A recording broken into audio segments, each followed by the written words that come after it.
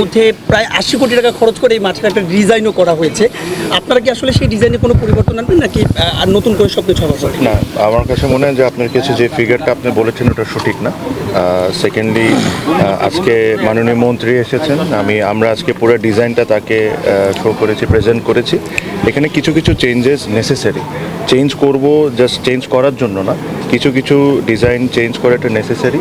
Plus এটা অনেক বড় একটা প্রপার্টি, এখানে আমাদের চেষ্টা থাকবে যে হ্যাঁ এটা ক্রিকেটের জন্য ঠিক, বাট ক্রিকেটের সাথে সাথে যেটা মাননীয় মন্ত্রী বললেন যে কিছু কিছু স্পোর্টসকে আমরা যদি অ্যাটাচ করে নিতে পারি তাহলে এটা আমাদের স্পোর্টসের জন্য ভালো হবে, ইন জেনারেল স্পোর্টসের জন্য ভালো হবে। ক্রিকেট বোর্ডের অবস্থান হয়তোবা অন্য অনেক বোর্ডের চেয়ে ভালো ফাইন্যান্সিয়ালি, যেটা আমাদেরও responsibility to look after the other sports.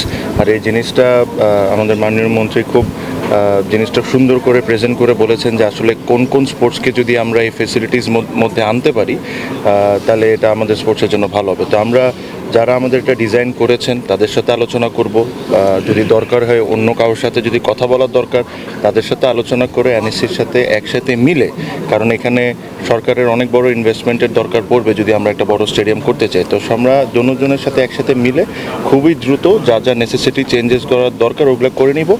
আর সবচেয়ে ইম্পর্টেন্ট যে জিনিস হলো কাজটা শুরু হওয়াটা ইম্পর্টেন্ট। আমরা আপাতত সবাই কথা বলছি, আগেও কথা বলেছি, বাট সামও আমরা কাজ শুরু করতে পারছি না।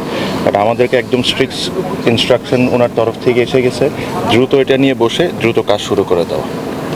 আসলে আমাদের এই পূর্বাঞ্চলের ক্রিকেট স্টেডিয়ামের জন্য যে বরাদ্দকৃত যে মাঠটি, এখানে তো ক্রিকেট একটি স্টেডিয়াম হবে ইনশাআল্লাহ। পাশাপাশি এখানে আমাদের বিভিন্ন স্পোর্টসের মাল্টিপারপাস কিছু বিষয় সার্ভ করার জন্য আমাদের একটি পরিকল্পনা রয়েছে। ইতিমধ্যে আমাদের ক্রিকেট বোর্ডের আমাদের প্রেসিডেন্ট এবং আমাদের যুব ক্রীড়া মন্ত্রণালয়ের সচিব সহ আমাদের সিমের ঊর্ধ্বতন কর্মকর্তা সহ আমরা ক্রিকেট বোর্ডের নেতৃবৃন্দ সহ সকলের সাথে বসছি এবং তারা টোটাল বিষয়টা আমাদেরকে জানিয়েছেন। এবং আমরা আশা করি যে আমাদের 2027-এ আমাদের এশিয়া কাপ রয়েছে এবং 2031-এ আমাদের বিশ্বকাপ ক্রিকেট রয়েছে, যেখানে কো হোস্ট হিসেবে আমাদের কাজ করার আমাদের সুযোগ রয়েছে।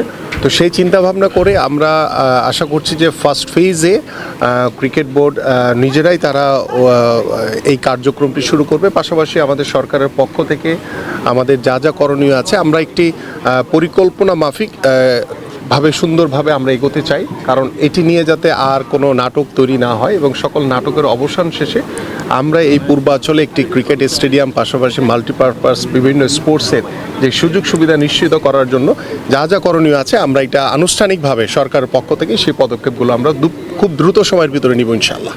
থ্যাংক ইউ ভাইয়া।